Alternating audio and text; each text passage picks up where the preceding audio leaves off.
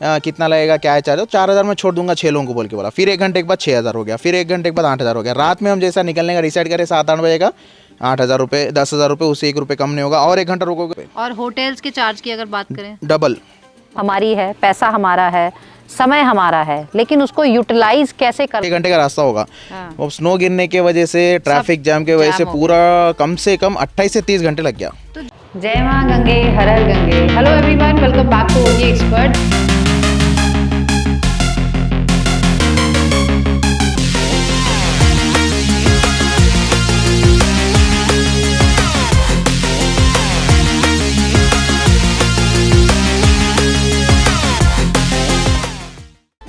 Hello everyone, welcome back to OT expert. देवभूमि में आपका स्वागत है। हम बहुत टाइम से सोच रहे थे कि हमें जो कमेंट्स मिल रहे हैं, आप कहीं घूमने नहीं जा रहे हैं, तो अभी जो आजकल आप भी रील्स देख रहे होंगे मनाली की, जहाँ जहाँ बर्फ़ पड़ रही है, वहाँ वहाँ जो जिस तरह से ट्रैफिक जैम हो रहा है, लोग घंटों फंसे हुए हैं। ऐसे ही कुछ हमारे गेस्ट हैदराबाद से आए हुए हैं और वो भी फंसते फंसाते 28 घंटे ट्रैफिक जैम से में फंसे रहे। उसके बाद जब निकले हैं तो सीधे हमारे पास आए और हमें यही लगा कि उनका एक्सपीरियंस, क्योंकि इंस्टाग्राम पे हम 100% श्योर नहीं हो सकते कि वहाँ जो दिखाया जा रहा है वो एक्चुअली सच है या नहीं, लेकिन जब हमने उनका एक्सपीरियंस सुना तो हमें लगा कि सचमुच हालात कुछ ज़्यादा ही ख़राब हैं और हमें आपके साथ ये शेयर करने चाहिए। और ये भी एक वजह है कि हम कहीं घूमने नहीं जा रहे हैं।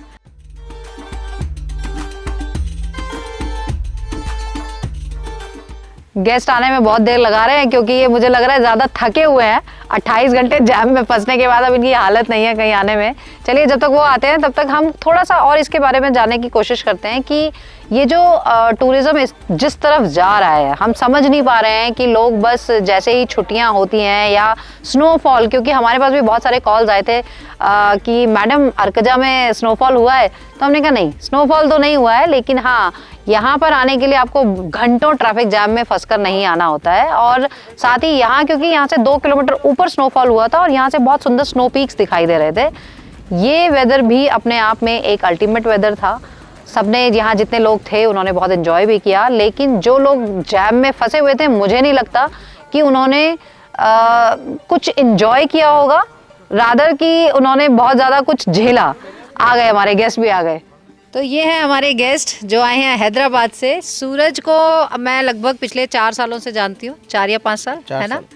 ये हमारा यूट्यूब चैनल फॉलो करते हैं और हमेशा कमेंट करते रहते हैं, फ़ोन भी करते रहते हैं, इसलिए हम कनेक्ट रहते हैं, हमें जानकारी रहती है ये कहाँ घूमने जा रहे हैं। तो यहाँ इस बार इनका आने का प्लान था, लेकिन दोस्तों को जाना था मनाली मैगी खाने के लिए। तो ये मनाली का अपना एक्सपीरियंस थोड़ा सा बताएं, ताकि जो और लोग जाने वाले हैं, क्या एक्सपीरियंस रहा आपका? बहुत मजा आया? नहीं, मज़ा तो आया, लेकिन जो आधा मज़ा जो है ट्रैफिक में ख़त्म हो गया। हाँ। जैसा ट्रेन से तो हम लोग रेगुलर ट्रेन से ट्रैवल करते हैं, ट्रेन से जैसा उतरे तो वहाँ से चंडीगढ़ से हम कैब बुक कर लिए।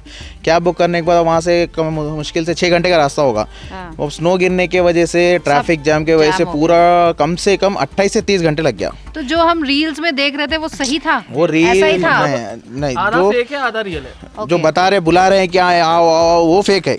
लेकिन जो बैकग्राउंड चीज़ बता रहे हैं कि हाँ ये भी हो सकता है, ये भी है, बर्फ़ गिरने के बाद ये आपको सामना करना पड़ता है। अब जैसे नॉर्मल है कि हाँ 5,000 में घुमा देंगे, आपको 3,000 में घुमा देंगे, नहीं। अभी जैसा बर्फ़ गिर गया, चाहे आपको ट्रैफिक जाम हो गया तो रेट डबल नहीं, ट्रिपल, 3 गुना या 4 गुना भी हो सकता। आपने जैसा कि बताया कि हर घंटे वहाँ टैक्सी के चार्जेस बढ़ रहे थे। जैसा बर्फ़ गिरने लगा, चाहे हम लोग उतरने वाले थे, नीचे आने वाले थे पतली पुल तक आने के लिए, चाहे बस तो वहाँ तक पतली पुल तक ही स्टॉप है, उसके ऊपर नहीं आ सकती। 20 किलोमीटर पहले ही अगर हमें 20 किलोमीटर जाना है, अगर नॉर्मल डेज के टाइम पे तो 500 या 100 रुपये बस भी आ जाएगा, चाहे नीचे भी जाना है चले जा सकते हैं। अगर नहीं, बर्फ़ गिरने के टाइम पे जाएंगे तो पर पर्सन का 2,000 से 2,500 चाहे 3,000 भी हो सकता। और वो जिप्सी का रेट है, 4x4 का रेट है।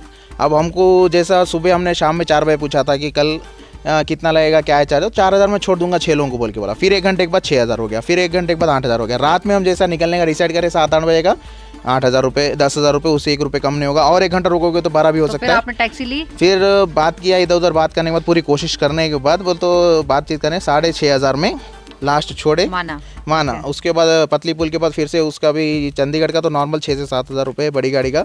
लेकिन उसने जो चार्जेस किया था 10,000 रुपये। और होटल्स के चार्ज की अगर बात करें? डबल। Double rate. पहले नॉर्मल 1500 से 2000 में मिल जाता था, अब 4500 5000 रुपए पर नाइट। और उससे ज्यादा नहीं। इतने घंटे ट्रैफिक में रहे तो खाने पीने का कैसे किया आपने? खाना पीना तो हम लोग एक्चुअली लेकर गए थे, किस्मत हमारी अच्छी थी। बच गए। स्नैक्स जैसा जो कॉमन रहता है हैदराबाद में खाते नॉर्मल जो चलते रहता स्नैक्स, वो सब लिए थे। हाँ, ड्राई स्नैक्स भर के रख लिया। हाँ, राइट।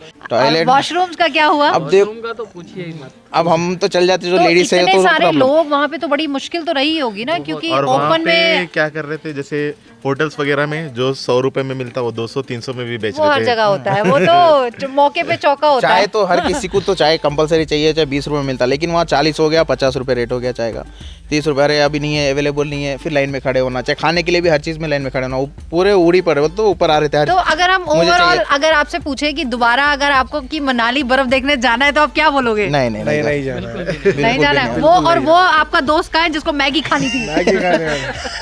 आप शक्ल दिखाओ, इधर जाके इधर आके शक्ल दिखाओ। देखो वो आ ही नहीं रहे हैं कैमरे में। हम सोचे थे बर्फ प्लस मैगी प्लस पहाड़ ऐसा रहता, वेदर कुछ और रहता, लेकिन उसके पीछे का कुछ और है।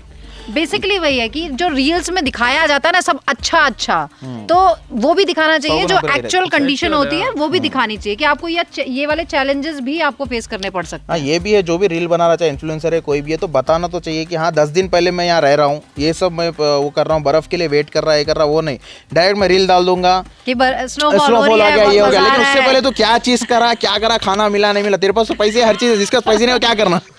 जो जिसका पैसे नहीं है, जो माइंडसेट के साथ बजट की आया। बात करें, आप कितना बजट लेके चले थे, तो क्या उस बजट में आपका पूरा ट्रिप हो गया? डबल हुआ। डबल से। हम 6 लोगों का 30,000 रुपए तक एस्टिमेट लगे थे, लेकिन ट्रैफिक की वजह से और डबल होने की वजह से 60,000 रुपए। और इनको मैंने आते ही ना इतना सुनाया, क्योंकि इन्होंने यहाँ 2 दिन पहले आना था और ये 2 दिन लेट आए हैं। लेट हो गए। लेकिन अब तुम्हारा क्या कहना है, जरा बताओ कि पहले अर्क जाना चाहिए था? फर्स्ट पहले अर्क जाना है, आने के बाद ही कहीं और जाना है। उत्तराखंड ही सबसे बेस्ट है पहली बात तो। हाँ। और मनाली क्या है, बर्फ के लिए। मेरा मानना यह है कि कहीं पे भी, इवन उत्तराखंड में भी, यहाँ धनौल्टी, चक्राता, यहाँ पे भी ट्रैफिक ने वही हाल था, क्योंकि सब बर्फ देखने चले गए। जैसा कि अभी इन्होंने कहा कि उत्तराखंड ही अच्छा है हिमाचल से, तो मेरा मानना है कि हिमाचल भी अपने आप में बहुत खूबसूरत है, उत्तराखंड भी खूबसूरत है, जगह कोई ख़राब नहीं है, लेकिन सिचुएशंस ख़राब कर देती हैं। हमारी हेल्थ हमारी है, पैसा हमारा है, समय हमारा है, लेकिन उसको यूटिलाइज़ कैसे करना है सही तरीके से, उसके लिए हमें थोड़ा सा स्मार्टली चलना चाहिए। और अपनी आँखों को खुला रखने के साथ साथ, क्योंकि आँखों से हम सिर्फ ये इंस्टाग्राम और यूट्यूब देखते हैं, लेकिन साथ ही अपनी समझ को भी खुला रखें। ये सोचें कि जो हमें दिख रहा है क्या वाकई सिर्फ उतना अच्छा सारी चीज़ें हमें मिल जाएंगी। हालांकि क्योंकि ऐसा होता नहीं है, जब भी कोई लॉन्ग वीकेंड होता है या बर्फ़बारी होती है, ऐसे अचानक से टूरिस्ट प्लेसेस जो हैं ये, वहाँ पर भीड़ लगना कंफर्म होता है कि भीड़ लगेगी ही लगेगी। अगर आपको स्नो देखनी भी है, बहुत सारे लोगों का सपना होता है, तो ठीक है, आप थोड़ा सा रुक कर जाइए, वीकडेज़ में जाइए। जैसा कि हम हमेशा बोलते हैं कि वीकेंड्स पर या लॉन्ग वीकेंड्स पर ना जाएं। और जब ट्रैवल डिस्टेंस आपका ज़्यादा हो तो आपको बीच में जर्नी को ब्रेक करके ही जाना चाहिए, ताकि जब तक आप वहाँ पर उस डेस्टिनेशन पर पहुँचे तो आपको पहले से ही उस वहाँ की सिचुएशन और क्लियर हो जाए। अब जैसे कि ये लोग सीधा हैदराबाद से मनाली पहुँचे हैं, इनके लगभग 20 घंटे तो ये ट्रेन में थे, और उसके बाद 28 घंटे इन्होंने बताया कि हम गाड़ी में थे।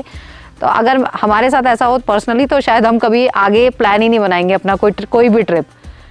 पिछले कुछ सालों से हम इतना ट्रैवल कर रहे हैं, जब से इनफैक्ट हमने यूट्यूब शुरू किया है, हम बहुत सारी चीज़ों का ध्यान रखते हैं। लोगों को हम बहुत ट्रैवल कराते हैं, चाहे वो 4 धाम यात्रा है या और भी कहीं अगर उन्हें जाना होता है तो हम हेल्प ज़रूर करते हैं। पहले मेरे हिसाब से आपको ये सोचना ज़रूरी होता है कि अगर आप कोई भी ट्रैवल प्लान कर रहे हैं तो आपको घूमने जाना है तो क्यों जाना है, आपका घूमने का पर्पज़ क्या है। क्या आपका पर्पज़ है सिर्फ जाकर स्नो देखना और फ़ोटो क्लिक करना, जगह जगह पर जाकर अलग अलग पिक्चर्स कलेक्ट करना, या फिर आपको किसी एक जगह जाकर आप फ्रस्ट्रेट हो गए हैं, आप बहुत काम कर चुके हैं, तो आपको एक रिलैक्सेशन की ज़रूरत है।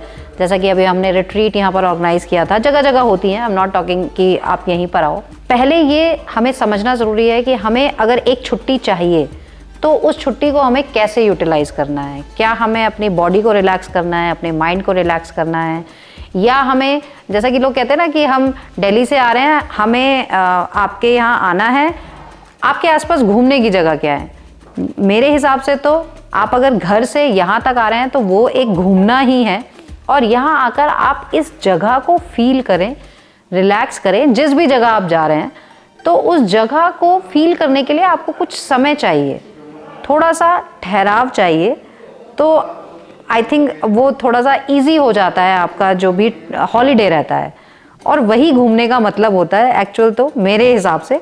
आपके हिसाब से हो सकता है कोई और मतलब हो, तो थोड़ा सा लेकिन हमें समझना बहुत ज़रूरी है कि हम अपने हॉलीडेज़ को कैसे यूटिलाइज करें। इस तरह की जानकारियां हम देते रहेंगे। ये एक छोटा सा वीडियो हमने इसीलिए बनाया है क्योंकि हम पर्सनली, जो हमारे गेस्ट आए, उन्होंने अपना जो पूरा फीडबैक हमें दिया, हमें लगा कि लोगों तक ये बात पहुंचानी चाहिए, ताकि अभी आने वाले समय में ऐसी चीज़ें तो होती ही रहती हैं। इवन चारधाम यात्रा के लिए भी जो लोग जाना चाहते हैं, पर्टिकुलर कुछ टाइम में देखो, आपको पता ही है मई जून में भीड़ रहती ही रहती है, लेकिन फिर भी वीकेंड्स पर थोड़ा सा अवॉइड करें जाना, वीकडेज में जाएं और थोड़ा समय लेकर जाएं, क्योंकि वहाँ पर जितना भी जो ट्रिप टाइम हम आपको देते हैं, 1-2 दिन एक्स्ट्रा लेकर जाएं तो उसमें आपको भी कन्वीनियंस रहती है। इसी तरह की जानकारियाँ लेते रहने के लिए जुड़े रहिए ट्रैवल विद ओटी एक्सपर्ट सपना के साथ, और हम आपको जानकारियाँ देते रहेंगे। किसी और को कुछ और टिप्स चाहिए तो कमेंट में ज़रूर लिखिए, हम आंसर करेंगे। जल्दी मिलते हैं नए वीडियो में। जय माँ गंगे हर हर गंगे, जय यमुना माँ। जय माँ गंगे हर हर Gange. Hello everyone, welcome back to OT expert.